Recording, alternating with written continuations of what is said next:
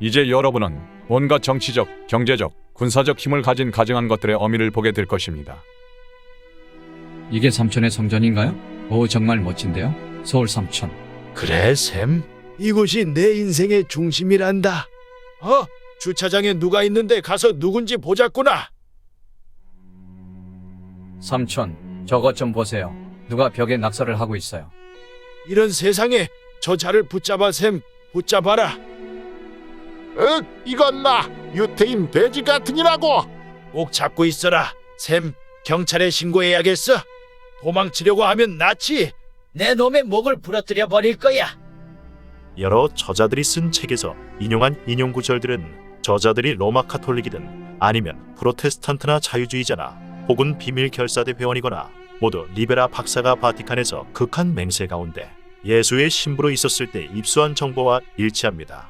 인용한 책들의 위치는 서로 다르지만 여기서 인용한 대로 전체적으로 제시한 정보들은 하나님의 예언을 이루는 진짜 역사의 실제적인 모습을 보여줍니다. 로스앤젤레스 뉴스실. 특종감이 있네. 베스 이스라엘 템플에 갈고리 십자가를 그렸다고 방금 어떤 사람을 구타한 사건이 있었네. 대서특필이라고. 알겠습니다, 국장님. 그날 밤 저녁 뉴스에서 라피사피로님, 반유대주의 활동이 증가하는 것에 대해 경각심을 가지고 계신가요? 물론입니다. 저는 갈고리 십자가를 볼 때마다 화가 납니다. 그렇지만 이 말만은 해야겠습니다.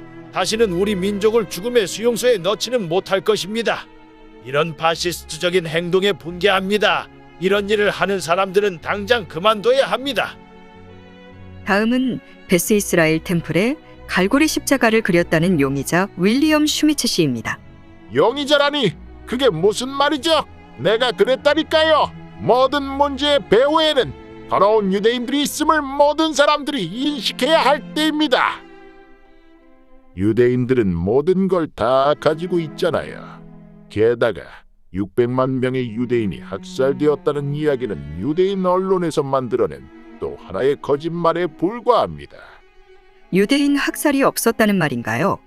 물론입니다. 없었습니다. 모두 새빨간 거짓말입니다. 네, 슈미츠 씨 감사합니다. 세상에, 저 남자는 바티칸 사람인데 거짓말을 하고 있군. 무슨 뜻이죠? 리베라 박사님, 바티칸이 나치당과 무슨 상관이 있단 말씀입니까? 전부 상관이 있죠.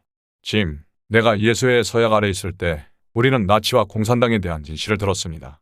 그리고 수백만의 무방비 상태의 유대인들이 죽은 이유도 배웠죠.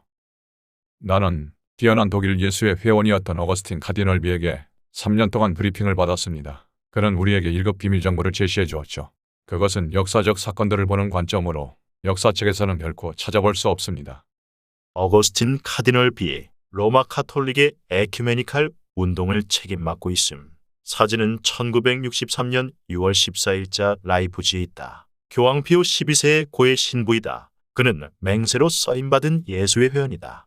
위클리프, 칼빈, 웨슬리, 비니, 무디, 스펄전과 같은 위대한 프로테스탄트 지도자들 대부분은 로마 카톨릭 체제가 땅에 가증한 것들과 창녀들의 어미라는 것을 믿었습니다. 요한계시록 17장은 고대 바빌론을 묘사하는 것이 아니라 오늘날의 바티칸을 묘사하고 있습니다. 세상에 있는 어떤 종교 체제도 공식적으로 어미라고 일컬어지는 곳은 없습니다. 그러나 바티칸은 그 색깔까지도 성경에 기록되어 있죠. 그것은 권위의 상징인 자주색과 주홍색입니다. 어떤 종교 집단도 정치와 종교 권력을 모두 장악한 적은 없습니다.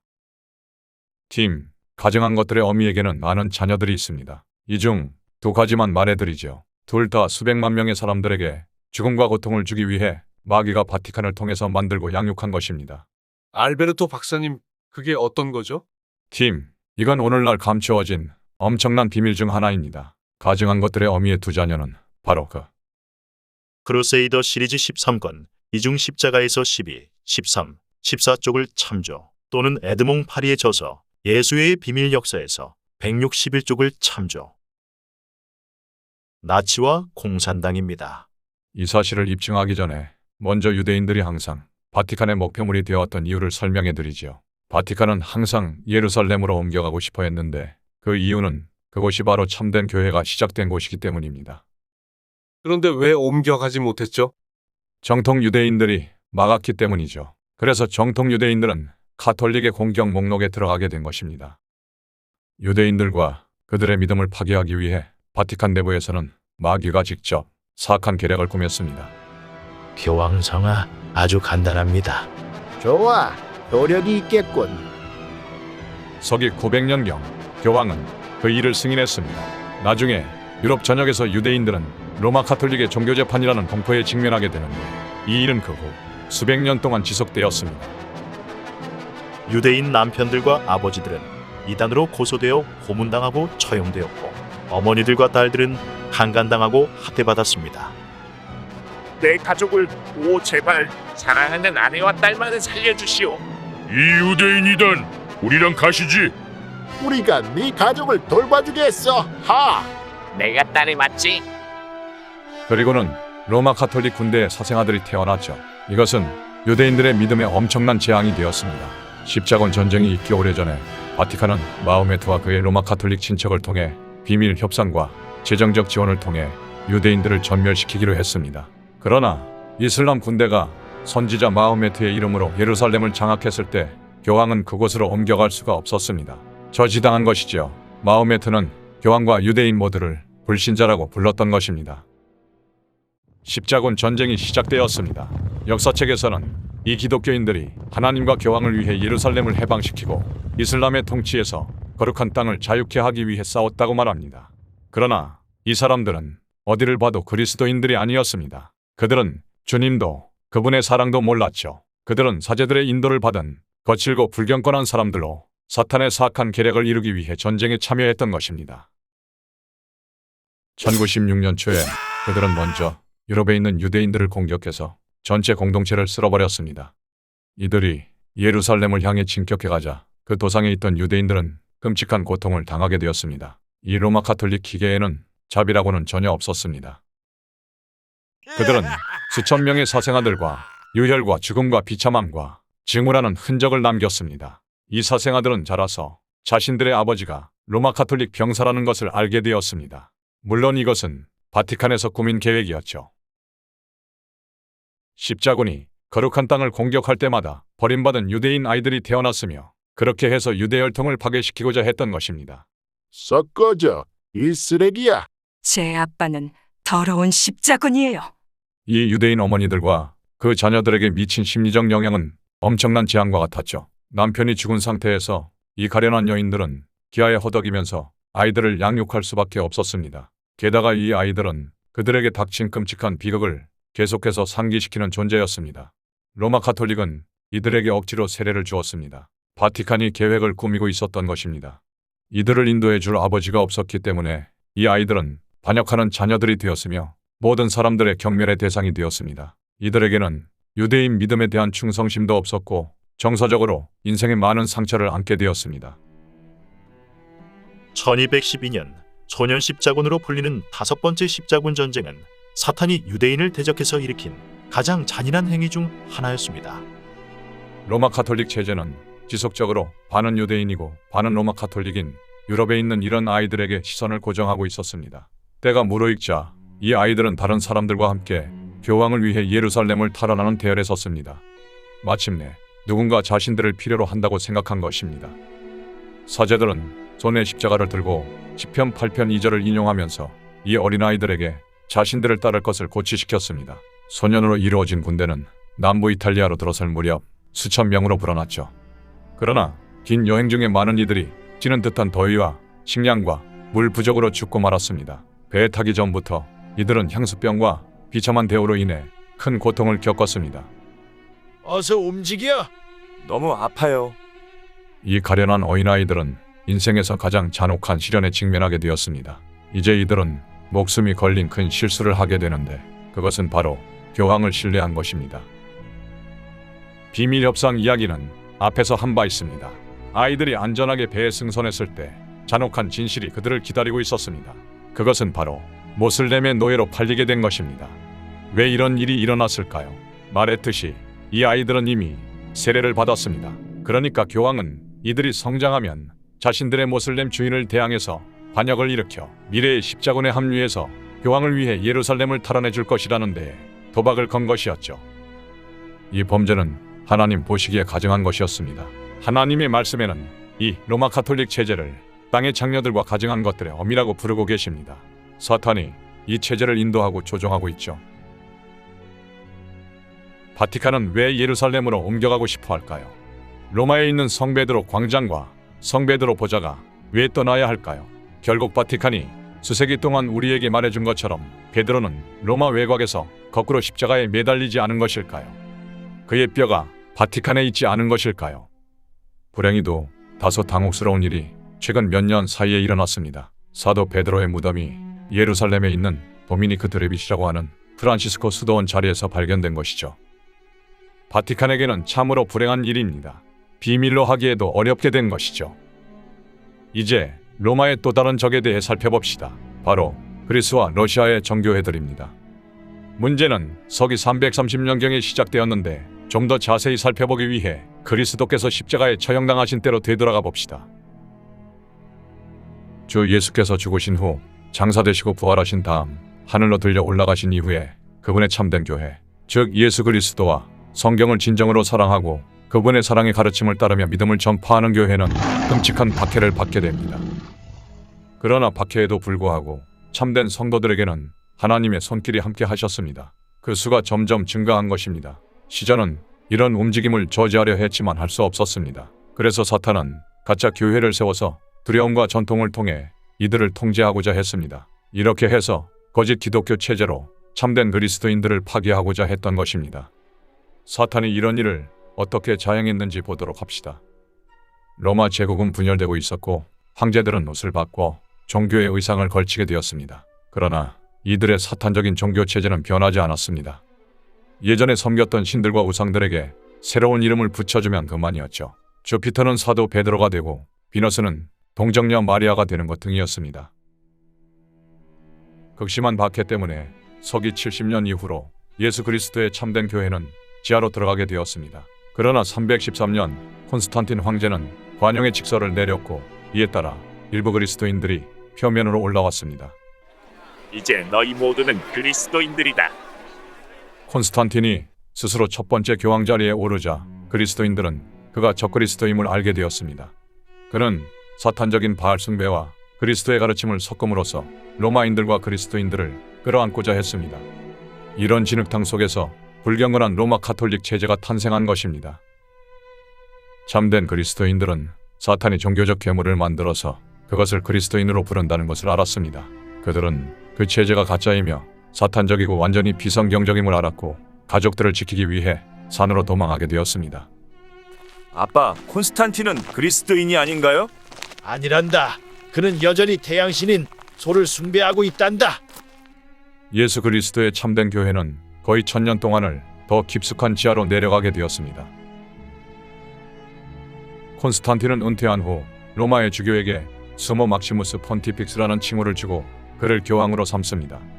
서기 330년 콘스탄틴은 비잔티움으로 옮겨가서 그곳의 이름을 콘스탄티노플이라 부르게 됩니다.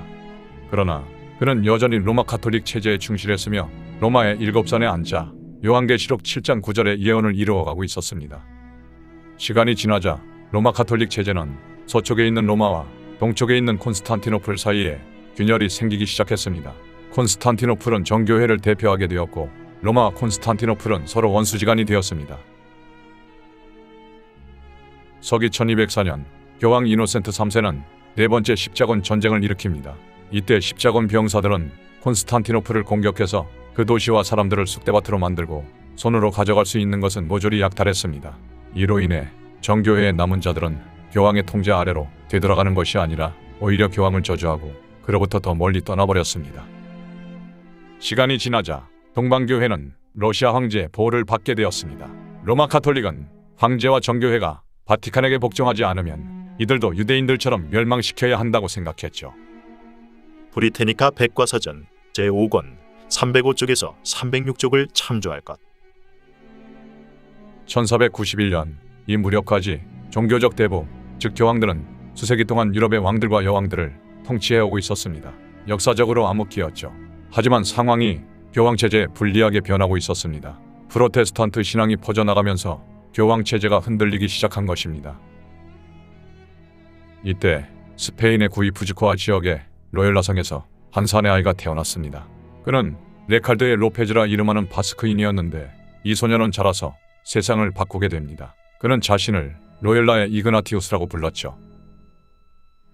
그는 예수의 창설자가 되었으며 또한 알롬브라더스라 하는 일루미나티를 만들었습니다. 그는 첫 번째 예수의 수장이 되었죠. 로마 가톨릭 체제를 강화시킨 공로로 그는 1622년 성인 칭호를 받게 됩니다.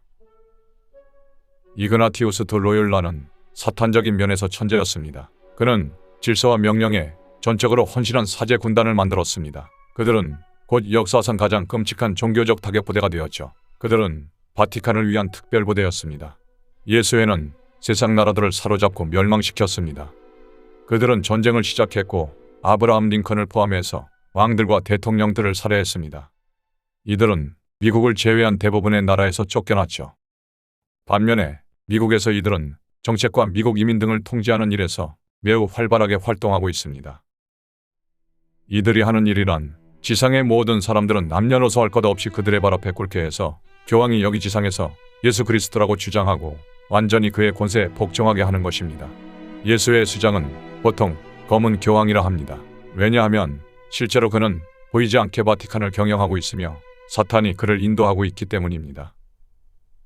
예수의 피 묻은 역사를 파헤친 책들은 대부분 사라지거나 파괴되거나 아니면 인쇄되지 못하고 있습니다. 책뿐만 아니라 전직 예수의 사제들 역시 숨어 지내거나 사라지거나 아니면 죽었습니다. 그러면 예수회가 오늘날에도 바쁘게 활동하고 있을까요? 이제 여러분이 읽고자 하는 내용은 가히 충격적이 아니라 할 수 없을 것입니다. 치니키의 저서 로마 교회에서의 50년 309쪽과 파리의 저서 예수회의 비밀 역사 74쪽을 참조할 것. 우리는 바티칸에서 공산주의에 숨겨진 진실을 배울 수 있는 특별한 시간을 갖게 되었습니다. 충성스러운 공산당원들은 1800년대에 공산주의 선언을 썼던 위대한 영웅 막스와 엥겔스가 사실은 예수의 사제들의 지시를 받았다는 것을 알게 된다면 큰 충격을 받을 것입니다. 어거스틴 카디널 비는 예수회가 한 가지 목적을 위해 공산주의를 만들었다고 우리에게 말했습니다. 그것은 적당한 때가 되면 증오스러운 정교회의 보호자인 러시아 황제를 제거하는 것이었죠. 즉, 복수를 위해 만들 것입니다. 공산당은 바티칸에 충성하는 또 다른 주요 권력을 만들어내기 위해 로마 요원들에게 비밀리에 자금 지원을 받고 있었습니다. 제1차 세계대전이 있기 전에 부유한 유대인들로 이루어진 강력한 세력이 예루살렘을 다시 손에 넣기 위해 이를 꾸미고 있을 때 바티칸은 분노했습니다. 거룩한 도성으로 옮겨가고자 하는 그들의 비밀스런 시도를 유대인들이 다시 한번 막고 있었던 것이죠. 바티칸에 대항해 싸우는 이 유대인들은 그들의 완고함에 대한 대가를 치러야 했습니다. 우리 예수회는 유럽계 유대인들을 전면시킬 뿐 아니라 온 세상이 그들에게 등을 돌리도록 하기 위한 계획을 수립했습니다. 예수회는 교황에게 충성하는 일부 유대인들을 조종해서 시온의 정서라는 문서를 작성하게 했습니다. 이런 마귀들 같으니라고 모두 죽어야 해. 나도 좀 읽어보지. 나는 유대인들을 절대 믿지 않았다고. 가증한 것들의 어미는 또 다른 계획을 세웠습니다. 이 문서는 다가올 종교재판을 준비하는 것이었습니다. 수백만 명의 로마 가톨릭 교도들의 생명을 희생하는 것인데도 말입니다. 1900년대 초에 프랑스가 바티칸을 자극하는 참으로 어리석은 짓을 저질렀습니다. 다름 아닌 러시아의 황제 짜르와 정치적 거래를 한 것입니다. 교황과 예수회는 분노했습니다. 프랑스는 가톨릭 왕을 쫓아내고 공화국이 된 이래 계속 바티칸의 목록에 기재되어 있었지만 짜르와 맺은 이번 협약은 도저히 참을 수 없는 최후의 선이었습니다. 그동안 정교회의 세력은 계속 퍼지면서 불가리아, 루마니아, 그리스, 터키의 유럽 지역, 세르비아, 유고슬라비아까지 침투하고 있었습니다. 바티칸은 프랑스를 자신의 발 아래 무릎 꿇게 하고 발칸반도에서 종교적 경쟁자들을 짓밟아야만 했습니다. 해결책은 간단했습니다. 예수회가 제1차 세계대전을 일으킨 것입니다. 교황은 독일을 후원하고 있었습니다. 그래서 훌륭한 로마 가톨릭 황제인 비렐름이 독일의 경계를 확장시켜도 될지 바티칸에 물었을 때 교황 피오 10세와 예수회는 그를 축복해 주었습니다. 그러나 전쟁이 시작된 직후인 1914년 8월 20일 교황 피오 10세는 사망했습니다. 후임 대부에게 길을 마련해 준 것이죠. 교황 베네딕트 15세가 새로운 교황이 되었습니다. 그 역시 독일의 친구였으며 그래서 모든 전쟁을 종식시킬 새로운 전쟁이 진행되었습니다. 예수회와 교황을 인도하는 사탄은 독일의 가톨릭 교도들이 프랑스의 가톨릭 교도들을 죽이도록 했습니다. 바티칸에 앉아있는 그 대부는 가톨릭 교도들이 얼마나 죽는지에는 별 관심이 없었습니다. 단지 권력과 복수만을 추구했을 뿐이죠.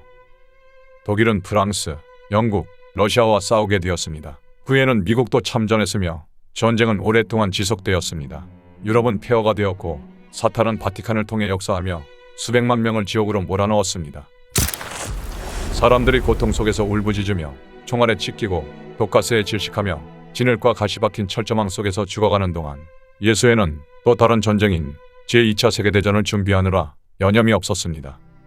독일 국민들에게 공개하지 않은 가운데 예수에는 독일의 가톨릭 교도인 카이저와 그의 정부를 희생시켜 새로운 종교 재판을 도래시키고자 했습니다. 제1차 세계대전의 피해는 이와 같습니다. 공식 사망자만 1000만 명, 부상자는 2000만 명이며 전 세계적으로 든 비용을 추산하면 3조 3311억 2500만 달러입니다.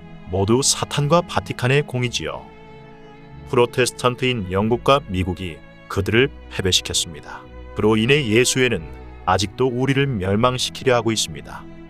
아브라함 링컨이 했던 말을 기억해야 합니다. 예수회는 결코 용서하지도 포기하지도 않는다.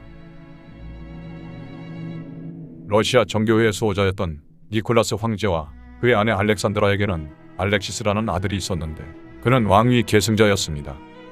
불행하게도 어린 소녀는 혈우병으로 고통당하고 있었습니다. 상처가 나면 피가 응고되지 않는 병이죠.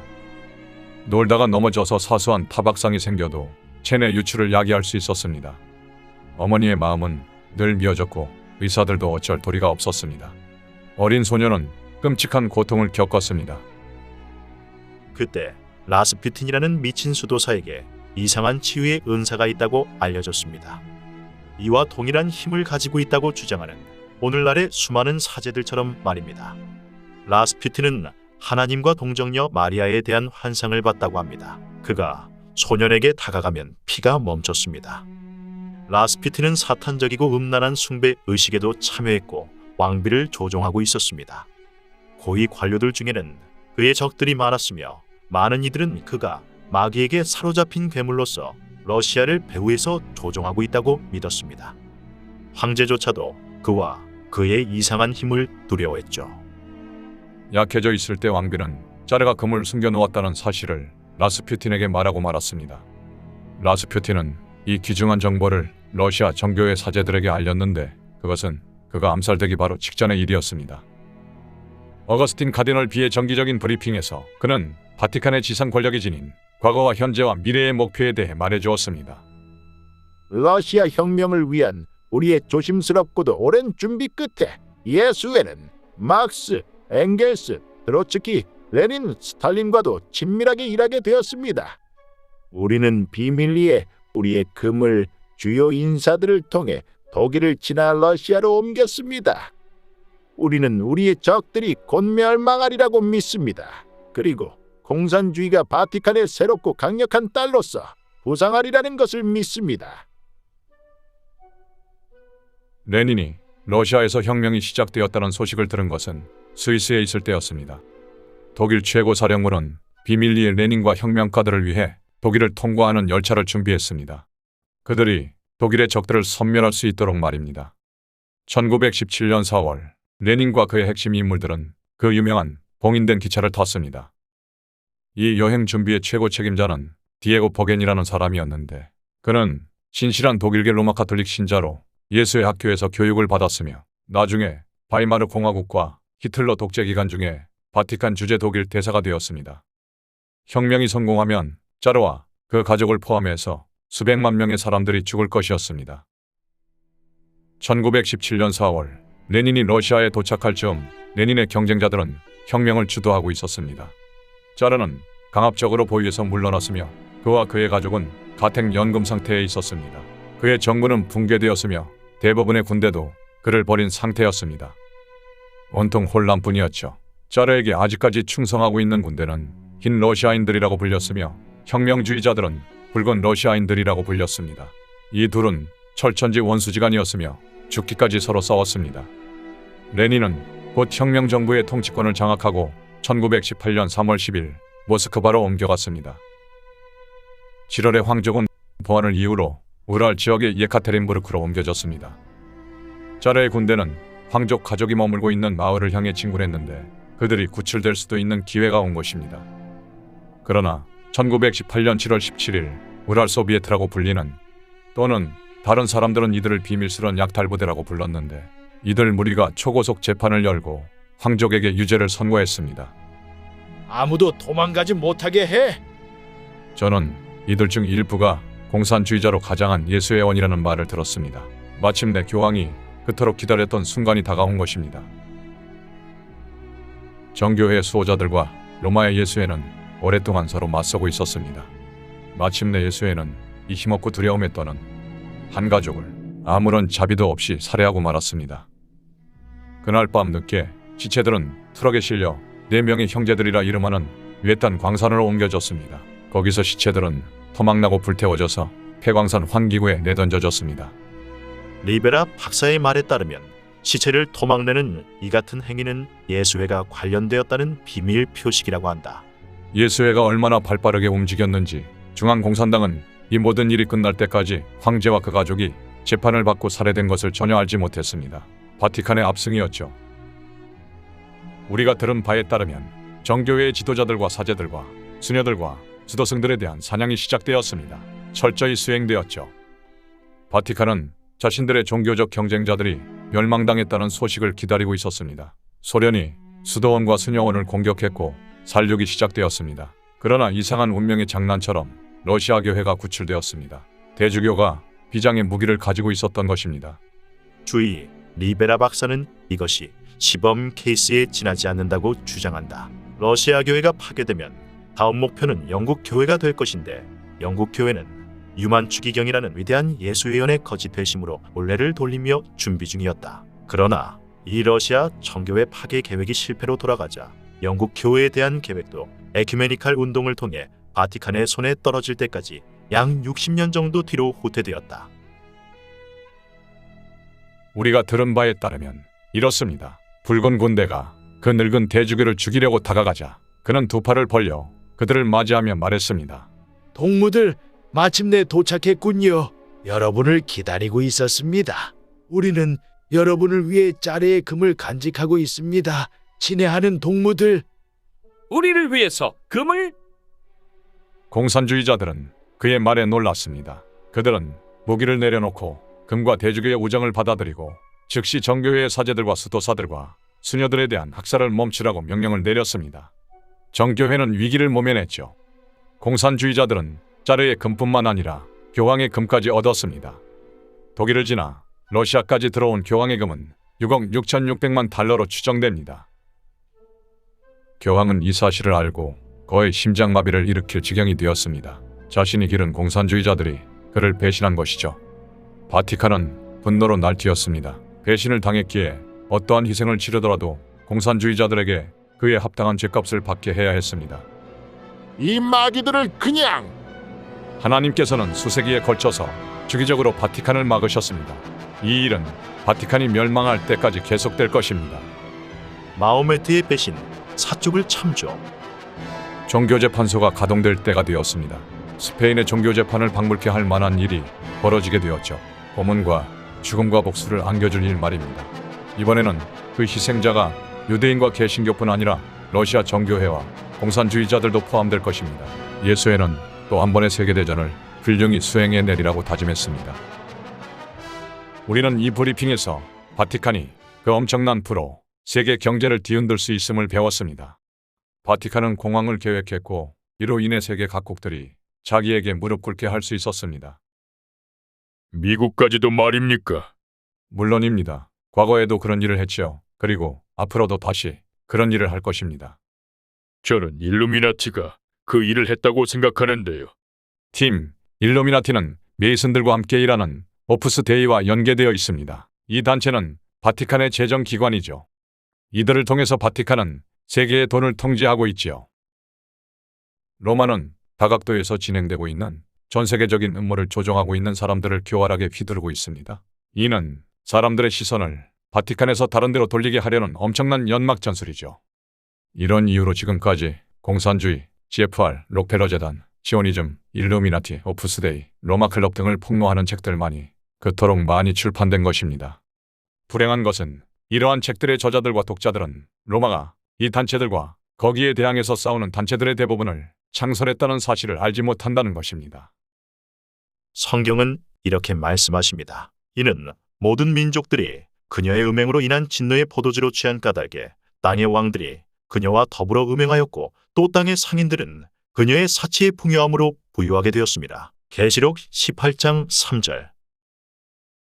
제2차 세계대전이 준비될 때로 돌아가 봅시다. 제1차 세계대전 직후 독일은 끔찍한 공황을 겪게 됩니다.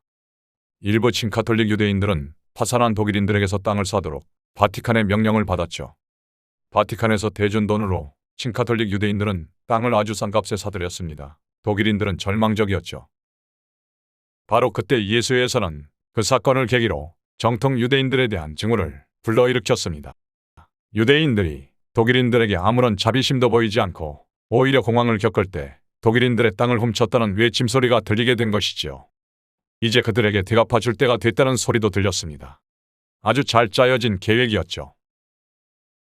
제1차 세계대전이 끝나고 연합군이 1919년 7월 베르사유 조약을 체결했을 때 연합군은 바티칸이 전쟁을 시작한 것 때문에 그들에게 무척 화가 난 상태여서 그들을 더 이상 정치 권력으로 인정하지 않고 협상에서 배제시켰습니다.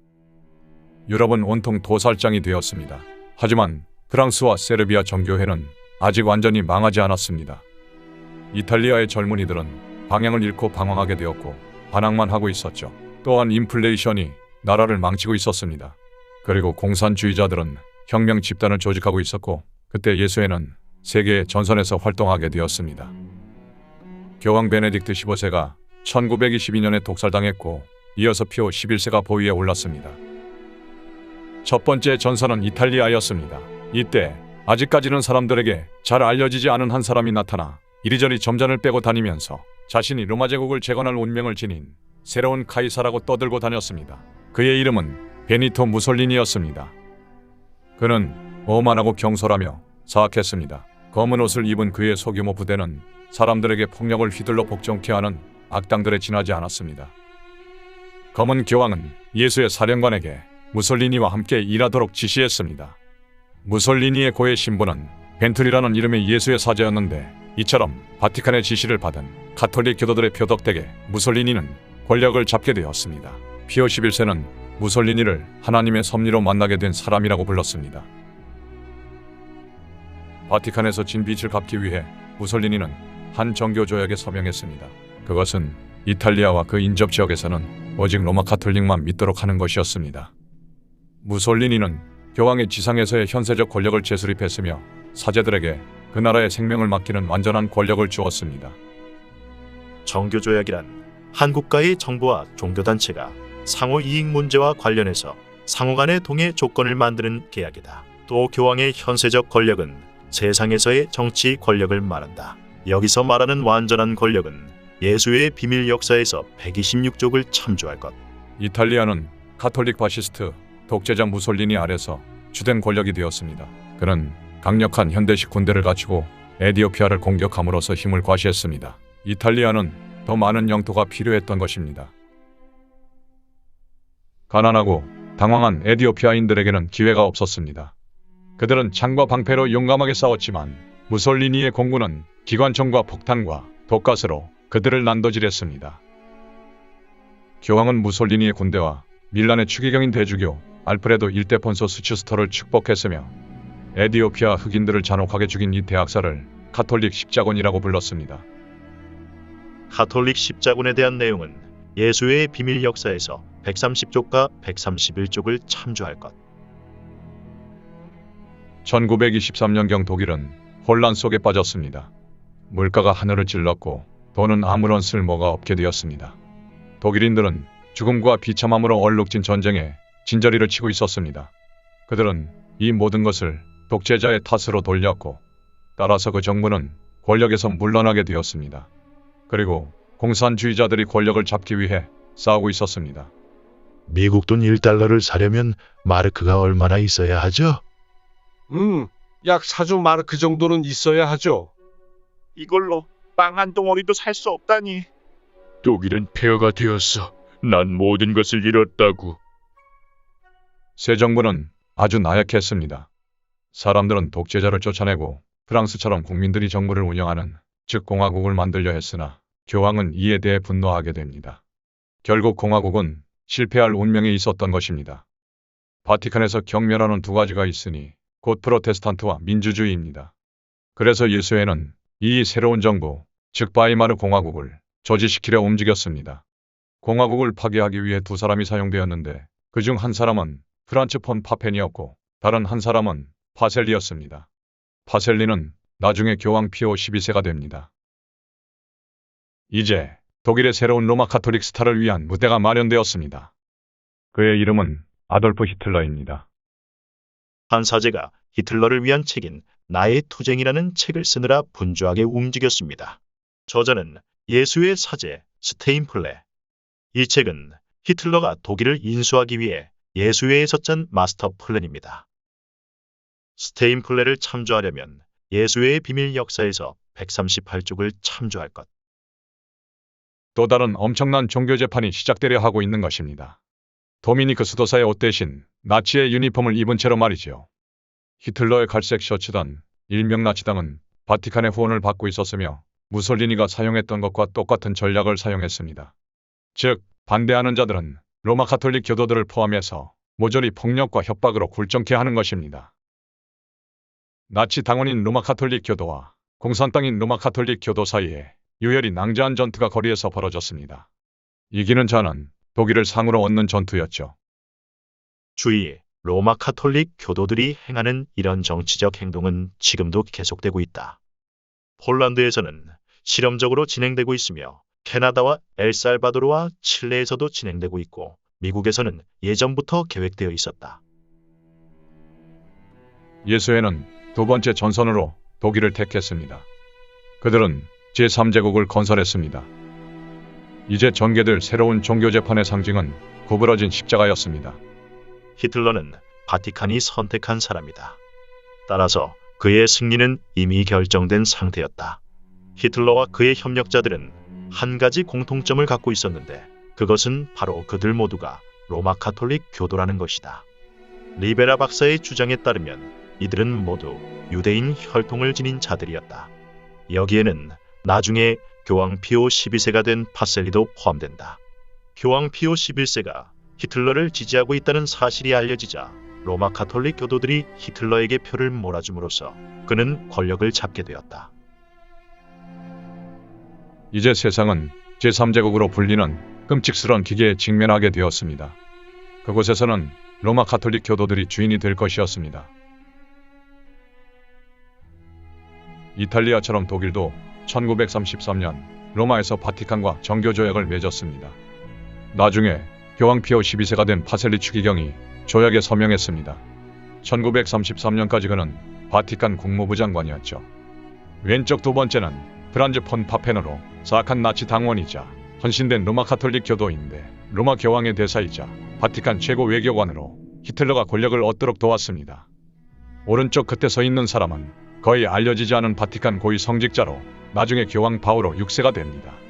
폰 파펜은 세상에 대고 이렇게 자랑했습니다. 나치의 제3제국은 교황의 고결한 원칙을 인정할 뿐만 아니라 실행하는 최초의 권력이다. 세 번째 전선은 스페인입니다. 스페인 공화국의 제 대통령들, 즉 니세토 알카라 자메나, 마티엘 아자냐, 후안 네그린 등은 모두가 훈련받은 예수회원이었는데도 바티칸의 간섭을 막는 5개의 법률을 스페인에서 통과시키려 했습니다. 첫째, 로마 가톨릭의 제사는 모두 국유화한다. 둘째, 모든 로마 가톨릭 교회는 세금을 부과한다. 셋째, 학교를 더 이상 사제들의 손에 맡기지 않는다. 넷째, 모든 학교와 수도원과 수녀원은 스페인의 통제를 받는다. 다섯째, 프로테스탄트를 종교로 인정한다. 이는 수녀원에서 아기들의 사체가 발견된 결과였습니다. 이로 인해 바티칸에 대항하는 유혈이 낭자한 가톨릭 전쟁이 시작되었습니다. 교황은 몇몇 모슬렘 용병으로 구성된 부대를 고용해 프랑코라는 훌륭한 메이슨 단원의 지하에서 싸우게 함으로써 자신들에게 반대하는 모든 로마 카톨릭 교도와 유대인들과 개신교도들을 사륙하게 했습니다. 소수의 공산주의자들이 공화국을 지원하고 있었기 때문에 이 전쟁이 세상에는 공산주의 혁명으로 비치게 되었습니다. 물론 진실을 은폐하기 위해 언론을 장악한 바티칸의 영향이었죠. 교황은 스페인 공화국의 수장들을 파문시키고 교황청과 마드리드 간에 영적 전쟁을 선포했습니다. 프랑코 정부는 1937년 8월 3일 바티칸의 인정을 받게 됩니다. 내전이 종식되기 바로 20개월 전입니다. 프랑코 장군은 결국 스페인의 로마 카톨릭 독재자가 되었습니다. 이제 예수회는 세계의 전선에서 3명의 지도자들을 갖게 되었습니다. 이 사람들이 믿음의 수호자가 된 것입니다. 이제 새롭고 거룩한 전쟁에서 전 세계적으로 피를 흘릴 준비가 되었습니다. 마침내 종교재판이 진행되었습니다. 독일의 로마 카톨릭 교도들은 명령을 받고 개신교회에 합류하기 시작했죠. 이는 앞으로 몇십 년 동안 유대인들의 생각에 영향을 끼칠 마귀적인 계략을 훌륭히 수행해내기 위한 아주 중요한 일이었습니다. 정체를 숨긴 이 로마 카톨릭 교도들은 개신교 목사들과 그들 교회의 구성원들의 신뢰와 안정을 얻기 위해 아주 열심히 일했습니다. 그리고 잔악한 반유대인 정서가 시작되었을 때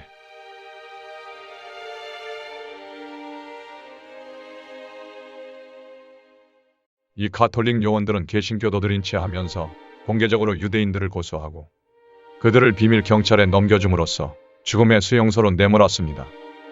저기 유대인이 있습니다. 체포하세요. 오, 주님. 프로테스탄트는 우리 편이라고 생각했는데. 오늘날까지도 유대인들은 프로테스탄트가 그들을 밀고 했다고 생각하고 이 때문에 진짜 그리스도인들을 그들의 적이라고 생각합니다. 예수회는 속임수의 대가들입니다. 바티칸은 1000명의 로마 카톨릭 유대인들을 넘겨받아 전쟁 기간 동안 그들을 바티칸 언덕에 숨겨주었습니다. 왜 그렇게 했을까요? 히틀러가 졌을 때를 대비한 것입니다. 바티칸은 항상 자신의 계획이 빗나갔을 때를 대비해서 자신을 은폐해왔습니다. 이런 식으로 그들은 자신들이 유대인들을 히틀러에게서 보호했다고 세상에 선언할 수 있게 되었습니다. 이게 얼마나 사악하고 더러운 게임입니까? 독일이 전쟁 기계를 만드느라 분주할 때 예수회는 히틀러의 침공 대상국에서 바삐 움직였습니다. 예수회는 프랑스와 벨기에 등에서 제5부대를 건설하고 있었습니다.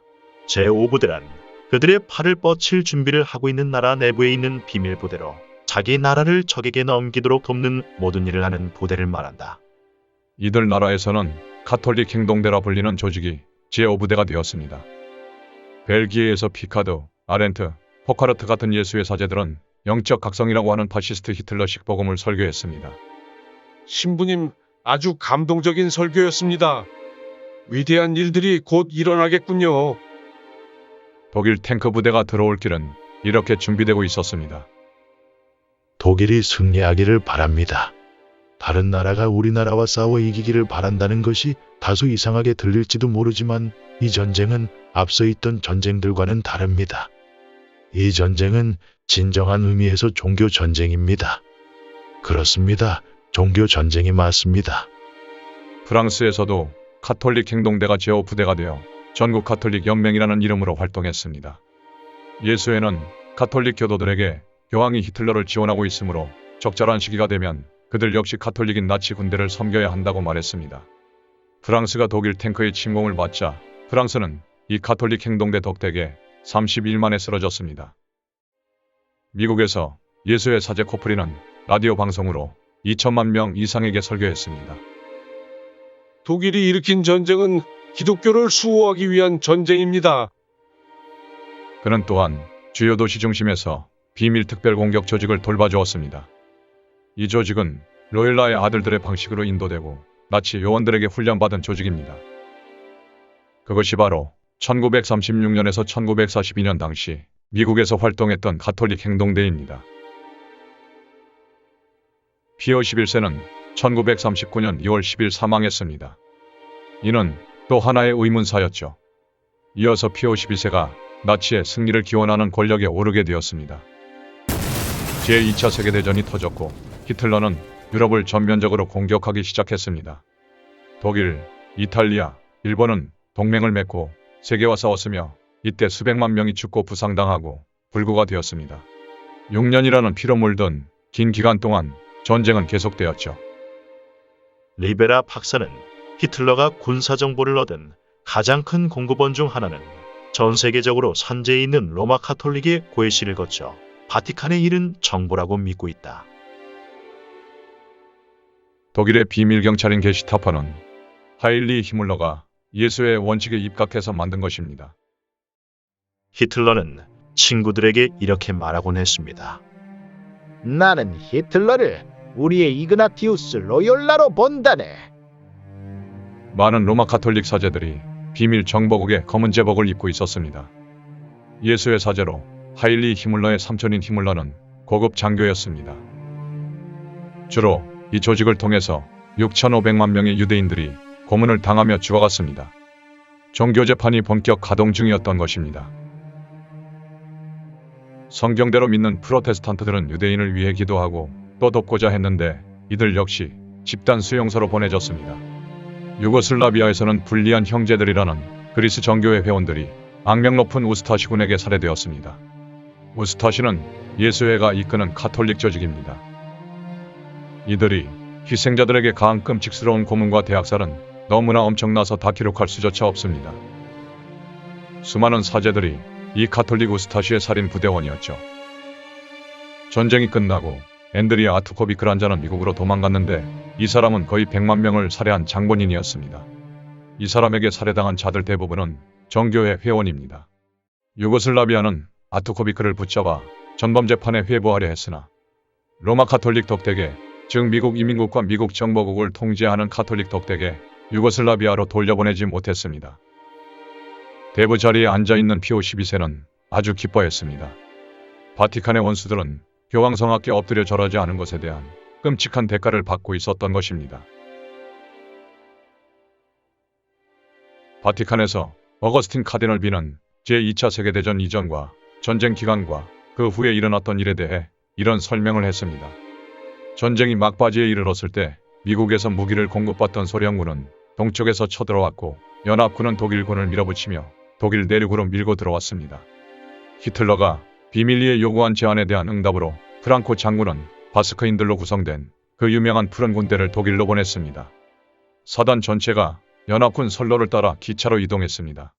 거기에는 바티칸 국기가 꽂혀 있었고 연합군은 그 기차에 탄 군인들이 수녀들과 사제들과 수도사들을 죽음에서 구할 임무를 띠고 있다고 들었습니다. 푸른 군대는 베를린을 수호하는 독일인들과 싸웠습니다. 아돌프 히틀러는 자신이 진 것을 알자 자살을 했고 훌륭한 로마 카톨릭 장군인 칼 도에니치가 나치 독일군 지휘권을 맡게 되었습니다. 도에니치 장군은 푸른 군대를 스페인으로 돌려보내겠다는 약속을 어기고 독일의 금을 그 기차에 싣고 스위스로 보내서 바티칸을 위해 스위스 은행에 넣었습니다. 푸른 군대는 배반당한 것입니다. 생존자 대부분은 러시아 감옥에 갇히게 되었습니다. 미국인들은 자신들의 지역을 통과하는 이 열차가 교황이 보낸 자선 열차인 줄 알았습니다. 부상자들을 위해 의약품을 싣고 간다고 들은 것입니다. 교황의 깃발을 보고 미국인들은 한 톨의 의심도 없이 기차를 통과시켰습니다.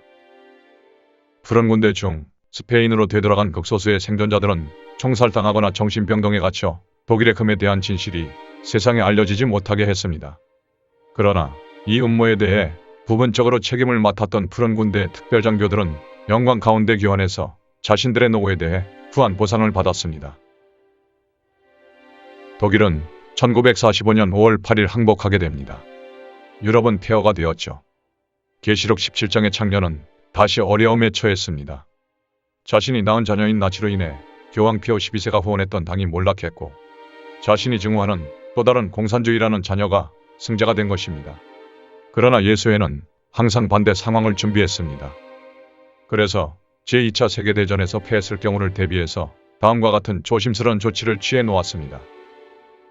첫째, 바티칸이 이 전쟁과 아무런 상관이 없음을 모든 사람들로 믿게 하며 이 기간 중 대학살 같은 사건은 전혀 일어난 적이 없다고 믿게 할 것. 둘째, 반역을 했던 사제들과 수녀들 및 수도사들은 강제 수용소에 넣어 행동을 제한함으로써 그들 역시 박해를 받았다고 세상이 믿게 할 것. 셋째, 가톨릭 가정들과 사제들에게 유대인들을 숨겨주게 함으로써 향후 만들어질 영화나 책들에서 가톨릭의 좋은 인상을 심어주게 할 것. 주의, 이렇게 보호받은 유대인들은 이미 가톨릭으로 개종한 유대인들이다. 넷째, 제2차 바티칸 공회를 설립함으로 새로운 국면을 맞이하도록 할 것. 다섯째, 철의 장막 뒤에 있는 공산주의자 교황을 세움으로써 공산주의자들을 달래고 그들을 가톨릭으로 개종시키며 교황 피오 12세에게 깊은 감명을 주었던 파티마의 예언을 실현시킬 것. 로마는 1981년까지 이 모든 계획을 진행시켰습니다. 아돌프 히틀러. 그는 가톨릭 교회의 아들로서 기독교를 수호하다가 죽었다. 따라서 그의 죽음을 애도하는 사람들이 많고 그의 생애를 칭송하는 사람들이 많은 것도 당연하다. 그의 유해는 죽어서 누워있지만 그의 승리의 고귀한 인격은 아직도 서 있다. 하나님은 순교자의 영예로서 그에게 승리의 월계관을 주실 것이다. 이는 히틀러가 죽던 날 스페인 출판부가 발간한 인쇄물에서 발췌한 내용이다. 이 같은 나치 최고사령관의 장례 연설은 승리한 연합군에 대한 하나의 도전이었으며 프랑코스와의 출판부가 발간한 것처럼 교황청의 의사를 전달한 것입니다. 다시 말하면 마드리드를 통해 바티칸 당국이 공식 발표한 셈입니다.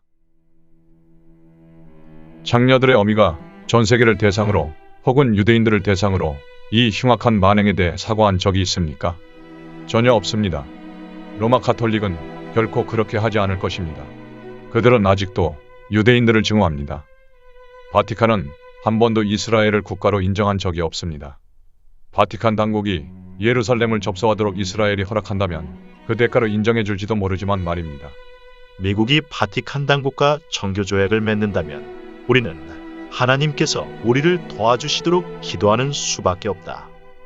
가톨릭은 미국이 인정하는 유일한 종교가 될 것이며 당신과 당신의 자녀들은 위에 나온 사진의 주인공이 될 수도 있다. 리베라 박사는 이런 협약 타결을 위한 협상이 이미 진행 중이라고 주장한다. 오늘날의 로마 가톨릭 체제의 역사는 그대로 거슬러 올라갑니다. 노아의 대홍수 직후부터 시작되었는데 사탄은 니무롯과 그의 어머니 세미라미스라는 두 명의 핵심 인물을 사용하여 바빌론 도성의 오늘날 전 세계에 퍼져있는 그의 비밀 종교 집단을 조직했습니다. 니무롯은 그의 어머니와 결혼했고 그가 죽은 후 세미라미스는 그가 태양신 바알이 되었다고 주장했습니다. 그를 일컫는 다른 이름은 솔, 함무즈 등입니다. 이 종교 조직은 또한 세미라미스를 여신으로 만들었습니다. 세미라미스도 수세기를 거치면서 수많은 칭호들로 불렸는데 이시스, 비너스, 하늘의 여왕 등은 모두 동일 대상인 세미라미스를 일컫는 이름입니다. 현재의 가톨릭 교회처럼 고대 바빌론 종교도 전 세계의 여러 나라들과 연관되어 있었지요. 크루세이더 시리즈 제9권 빛의 천사에서 15쪽을 보라. 또 알렉산더 히슬롭의 두 개의 바빌론도 참조하라. 이와 연관된 것은 오늘날에도 있습니다. 오벨리스크가 대표적인 예인데 그것은 사면으로 된 기둥으로 각면이 땅의 네 모서리를 향하고 있고 그 꼭대기는 피라미드 모양으로 마감되어 있습니다. 그것은 종교적 권력과 정치적 권력의 연합을 상징합니다. 오벨리스크는 이집트와 미국 워싱턴 기념탑과 바티칸에 세워져 있습니다. 이 건축물은 예수의, 메이슨, 일루미나티 등의 조직에게는 단일 세계 정부를 상징하는 숨겨진 의미가 있습니다. 오벨리스크는 비밀 종교에서 유래되었는데 태양신 바알을 나타내기도 하며 동시에 남군의 상징이기도 합니다. 리베라 박사가 예수회의 서약 아래에 있었을 당시 그는 에큐메니칼 운동이 개신교 신앙을 거의 제거하게 될 때 바티칸과 미국 사이의 성사될 정교 조약을 준비하라는 신호가 전 세계의 예수회 회원들에게 비밀리에 전달되었다고 설명한다. 그 신호는 미국 대통령이 오벨리스크를 향해 대통령 직무선서를 할 때 전파되었습니다. 미국 역사상 처음으로 대통령 직무선서 장소가 국회의사당의 서쪽편으로 변경되었고 레이건 대통령은 워싱턴 기념탑을 마주보며 선서를 하게 되었습니다. 이것이 1981년 1월 20일의 일이었죠. 미국 대통령이 이러한 내막을 알고 있었을까요? 이에 대해서는 알 길이 없습니다. 역사를 거슬러 예수님 당시로 가봅시다. 사탄은 인류를 죽음의 소나기에 사로잡고 있었습니다. 바알 숭배는 전 세계를 뒤덮었고 유대교에도 침투했었습니다. 역사의 바로 그 순간 만물의 창조주께서는 하늘왕국을 떠나 지면에 오실 것을 결정하셨고 베들레헴에 태어나셨습니다. 성령 하나님께서 마리아라는 처녀에게 임하셨고 마리아는 임신하게 되었습니다. 하나님께서 육신의 형태를 입으시고 이 땅에 어린 아기로 태어나신 것입니다. 마리아는 이 놀라운 기적을 이루기 위한 도구가 되었습니다. 성경은 이렇게 말씀하십니다. 그가 세상에 계셨고 세상이 그에 의하여 지은 바 되었으나 세상은 그를 알지 못하더라. 요한복음 1장 10절. 그러나 사탄은 그분이 누군지 알았고 그래서 광문했습니다. 사탄에게 있어서 예수 그리스도는 가장 큰 원수였죠. 사탄을 하늘에서 내쫓아버린 분이 바로 그분이기 때문입니다. 이 땅은 사람의 혼을 두고 빛과 어둠이 싸우는 거대한 전쟁터가 된 것입니다. 이 일은 사탄이 지시한 것입니다. 하지만 실패하고 말았죠. 오히려 예언을 이루었을 뿐입니다. 그분의 나이 30세, 예수님께서는 공개적으로 사역하시기 직전에 침례인 요한이라 이름하는 하나님의 선지자에 의해 아주 특별한 방식으로 세상에 소개되었습니다. 보라, 세상 죄를 제거하는 하나님의 어린 양이라. 왜 하나님의 어린 양이라 불리게 되셨을까요? 이에 대하려면 성경에서 모세 시대의 역사로 돌아가 봐야 합니다. 이스라엘 백성들이 이집트의 노예가 되어 채찍을 맞으며 피라미드와 여러 도시들을 건설하고 있을 때 하나님께서는 모세라는 위대한 선지자를 세우시고 이스라엘 자손들을 이집트에서 이끌어내어 약속의 땅으로 들여보내고자 하셨습니다. 그래서 모세는 파라오에게 그분의 백성을 보내라고 요구했고 파라오는 물론 거절했습니다. 이에 하나님께서는 파라오의 권세를 멸하시기 위해 이집트에 여러 가지 재앙들을 보내셨습니다. 그중 마지막 재앙이 가장 끔찍한 것이었는데 그것은 이집트 모든 가정에서 첫 태생이 죽는 것이었죠.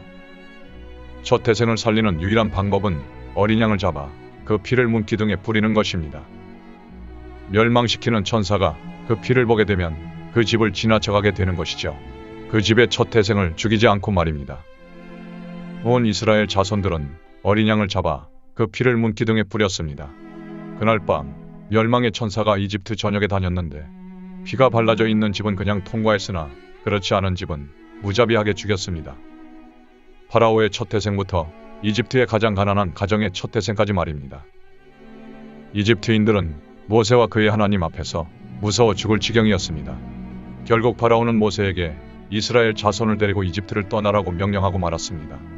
이 사건을 유월절이라고 부릅니다. 이스라엘 자손이 이집트를 떠났을 때 하나님께서는 모세에게 규례들을 주셔서 그 백성이 어떻게 하면 생명을 얻을 수 있는지 그 방법을 가르쳐 주셨습니다. 그것은 희생제를 드리는 것이었는데 백성들의 죄를 덮어버리기 위해 어린 양이 제물로 바쳐져야 했습니다. 여러 세기 동안 동물 희생제사는 유대 종교 예배에 있어 중요한 부분이 되었죠. 성경은 말씀합니다. 피 흘림이 없이는 죄사함이 없다고 말입니다.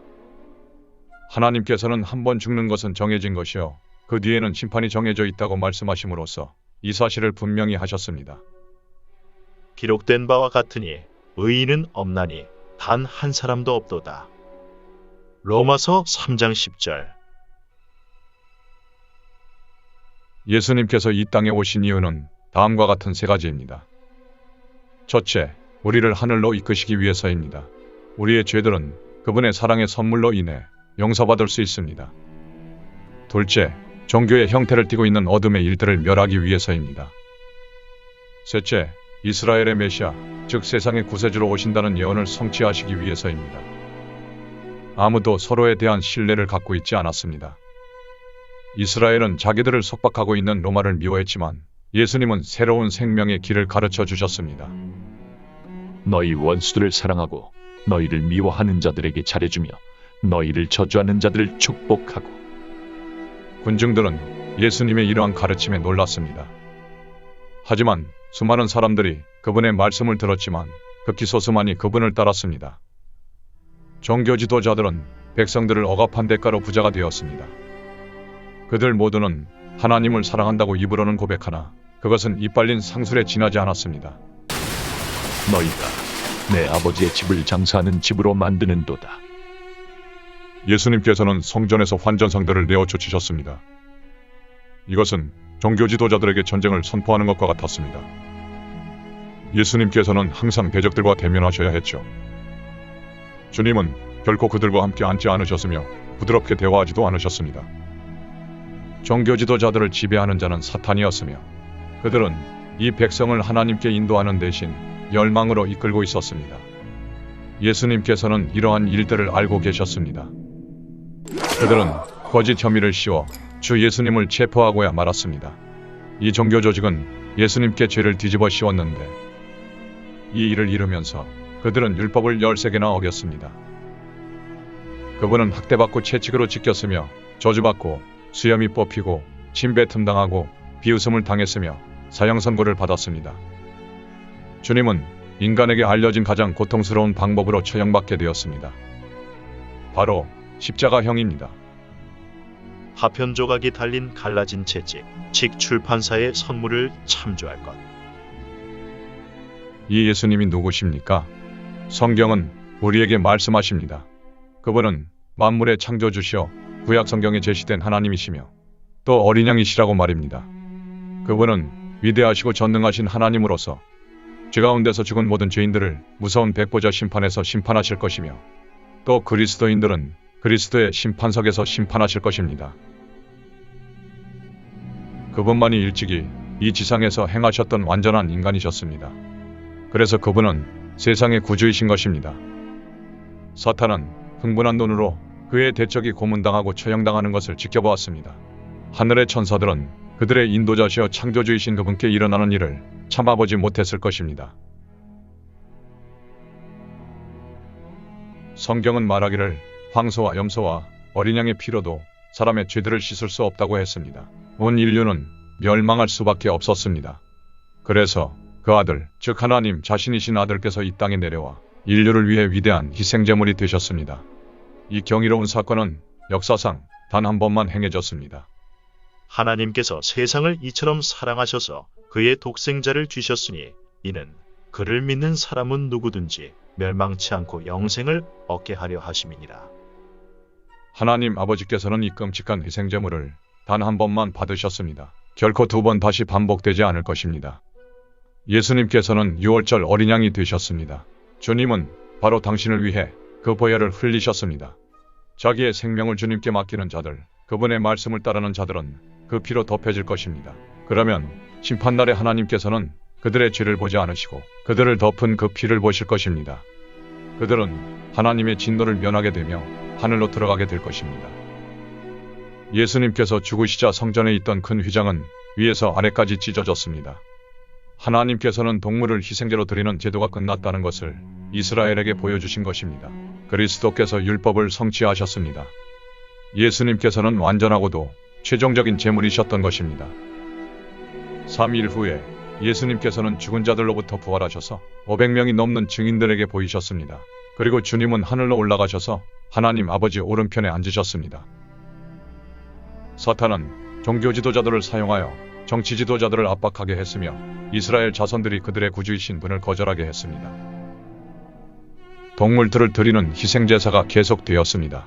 이것은 하나님의 눈에 가증스러움이었으며 또 그리스도께 대한 모독이었습니다. 그러더니 로마 장군 티투스가 기원 후 70년 예루살렘을 공격하여 그 위대한 유대 성전을 파괴시켜버렸습니다. 희생제는 끝나버렸고 유대인들은 땅의 사방으로 흩어져 버렸습니다. 이때 사탄은 발빠르게 움직였습니다. 바알 숭배에서 돌이켜 로마 가톨릭 체제를 형성시킨 것이죠. 그는 사람들을 지옥으로 이끌기 위해 이 희생제를 교묘한 형태로 새롭게 만들어낸 것입니다. 그래서 이 희생제는 오늘날에도 여전히 행해지고 있습니다. 사탄은 유대교와 이방 종교의 의식들을 적절히 조합하여 로마 가톨릭 미사로 발전시켰습니다. 미사란 십자가 위에다가 그리스도를 희생제물로 반복해서 드리는 것입니다. 주의 만찬이 미사라는 저주받을 모조품으로 대체되어 버렸죠. 미사가 진행되는 동안 사제는 그 빵을 그리스도의 몸과 피와 신성으로 바꿔놓습니다. 이는 마술적인 행위입니다. 누가 그에게 이러한 권세를 주었습니까? 그래서 로마 가톨릭 교도들은 이 빵을 경배하도록 명령받습니다. 왜냐하면 그 빵이 친히 하나님이 되는 것이기 때문입니다. 이런 의미로 미사를 받지 않는다면 그 가톨릭 교도는 저주를 받게 됩니다. 농담처럼 들립니까? 아닙니다. 그들은 이것을 매우 진지하게 행합니다. 트렌트 공회 제1조 만일 어떤 사람이 우리 주 예수 그리스도의 살과 피가 그 혼과 신성을 간직한 채로 즉 온전한 그리스도로서 지극히 거룩한 성체 성사 안에 실제적으로 포함되어 있다는 것을 부정한다면 또는 성체 안에 있는 것은 그분의 상징이나 모형일 뿐이라고 말한다면 그 사람은 저주를 받을지어다. 제2차 바티칸 공회 1963에서 재인준됨. 이 저주는 여전히 유효합니다. 이 미사를 거절했다는 이유로 과거에 수백만 명이 목숨을 잃었습니다. 그리고 더 많은 사람들이 미래에 이 일로 목숨을 잃을 것입니다. 하나님께서는 개신교도나 유대인들이 로마 가톨릭을 떠날 때 그들을 도우실 것입니다. 그러므로 우리는 선택해야 합니다. 사탄의 종교제도냐 아니면 그리스도이냐 말입니다. 제2차 세계대전 이후 교황 피오 12세는 바티칸의 또 다른 자식인 공산주의를 끌어안기를 거절하고 오히려 버렸습니다. 그러나 교황 요한 23세가 권력을 잡자 제2차 바티칸 공회를 제정했는데 그것은 사랑과 입맞춤을 무기로 삼아 모든 대적들을 이겨냄으로써 미국과 유럽에 있는 개신교 신앙을 거의 말살시키는 것이었습니다. 그리고 공산주의자들과 접촉점을 만들기 위해 교황 요한 23세는 그의 사랑하는 아들을 서방세계에 숨겨주고 보호해 주었습니다. 그는 다름 아닌 학대받는 민중을 위한 투사, 충실한 로마 가톨릭 교도, 그리고 잘 훈련된 예수의 원인, 피델 카스트로였습니다. 아무도 그를 건드릴 수 없었습니다. 왜냐하면 그의 뒤에는 대부들이 100%로 서 있었기 때문입니다. 물론 그 중에는 친애하는 폴란드 출신의 공산주의 교황이 있었죠. 남북전쟁 이후 남북은 로마 가톨릭 장교들이 만들고 예수회가 이끄는 쿠클룩스 클란이란 단체가 날마다 더 강력하게 성장해가고 있습니다. 이 단체는 메이슨의 산하 조직으로서 다음과 같은 세 가지 주요한 목적으로 설립되었습니다. 첫째, KKK단은 스스로를 개신교도라 부르면서 유대인과 가톨릭과 흑인들을 증오한다고 주장합니다. 그럼으로써 사랑으로 복음을 전하는 참된 그리스도인들의 이미지를 손상시키는 것입니다. 둘째, KKK단 자체도 스스로를 보호하기 위해서 로마 가톨릭과 협력하게 됩니다. 셋째, 이 단체는 흑인들로 하여금 개신교도들에게 의심을 품게 만듭니다. 그럼으로써 흑인들을 바티칸의 군대로 몰아넣게 되는 것입니다. 예수회의 이 새로운 검은 군대는 미국 전역을 통해 양성되고 있습니다. KKK단은 예수회의 또 다른 걸작품입니다. 지난 1600년 동안 사탄은 로마 가톨릭 제도를 통해 거의 모든 사람들을 파괴시켰습니다. 수백만 명의 가톨릭 신자들과 타 종교인들이 1, 2차 세계대전 중에 죽었습니다. 무엇을 위해 이들은 죽어야 했을까요? 답은 오직 하나, 바티칸에 더 많은 권력을 주기 위해서였습니다. 그들은 게임을 하고 있는 것입니다. 수백만 명의 목숨을 담보로 하고 말이죠. 나치는 불쌍하게도 배신당했습니다. 미국에서 성장하고 있는 나치 그룹은 더 이상 가톨릭 행동대 외에는 아무것도 아닙니다. 주의, 믿을 수 없을 만한 일이 벌어지고 있는데 그것은 가톨릭으로 개종한 일부 유대인들이 실제로 미국 나치당에 가입하고 있다는 사실이다. 가련한 정교회 신도들은 십자군과 교황의 살인 부대인 우스타시군에 의해 살해되었으며 지금은 공산주의 교황에게 굴복해 있습니다. 물론 그들도 배신당했습니다. 이스라엘 역시 배신당했습니다. 그들은 지금 그들의 가장 잔혹한 원수, 즉 바티칸과 친구관계를 맺으려 합니다. 바티칸은 과거에도 그들을 살해했으며 앞으로도 주님께서 돌아오시기 전에 그들을 거의 전멸시킬 것입니다. KKK단 역시 불쌍하게도 배신을 당했습니다. 그들은 예수의 손에 통제되었다는 사실을 깨닫지 못합니다. 이 단체는 그 큰 창녀의 여러 아들들 중 하나입니다. 가련한 메이슨도 배신당했습니다. 그들은 교황 피오 12세가 훌륭한 메이슨 회원이라는 사실을 알지 못합니다. 그들은 자신들이 그 큰 창녀의 자식들이라는 사실을 결코 믿지 못할 것입니다. 하지만 그들은 검은 교황이 직접적으로 통제하는 단체입니다. 불쌍한 개신교도들은 그 지도자들 덕분에 지금 교황을 사랑하고 있습니다. 그리고 계시록 17장에 창녀와의 교제권을 더욱더 확대시키고 있습니다.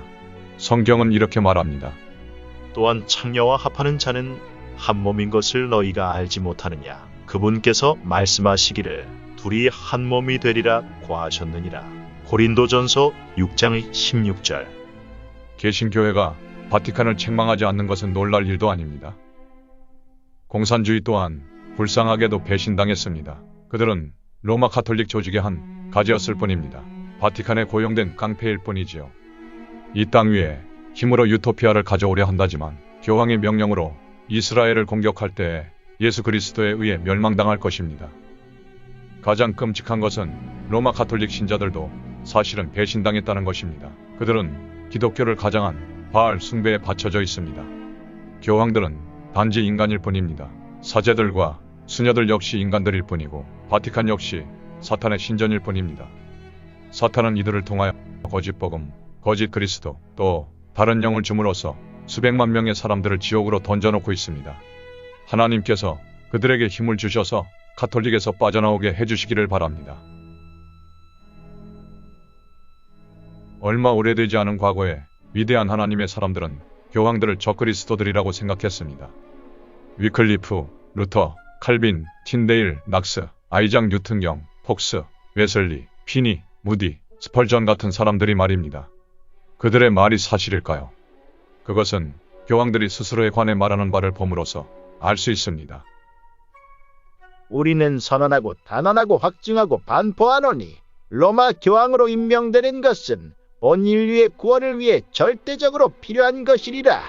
교황 보니파시오 8세. 우리가 앉은 곳은 지상에 위치한 전능하신 하나님의 자리이다. 교황 레오 13세. 나는 모든 것 아래 모든 것이며 모든 것 위에 모든 것이다. 하나님과 그분의 대리자인 나는 하나의 법정을 구성한다. 하나님이 하실 수 있는 거의 모든 것은 나 또한 할 수 있다. 그러므로 하나님 외에 어떤 것으로 나를 칭할 수 있으리요? 교황 니콜라스. 보는 바와 같이 교황들은 자신이 적그리스도임을 인정한 셈입니다. 이제 당신은 누구를 섬길 것입니까? 선택해야 합니다. 그리스도입니까? 아니면 바티칸입니까?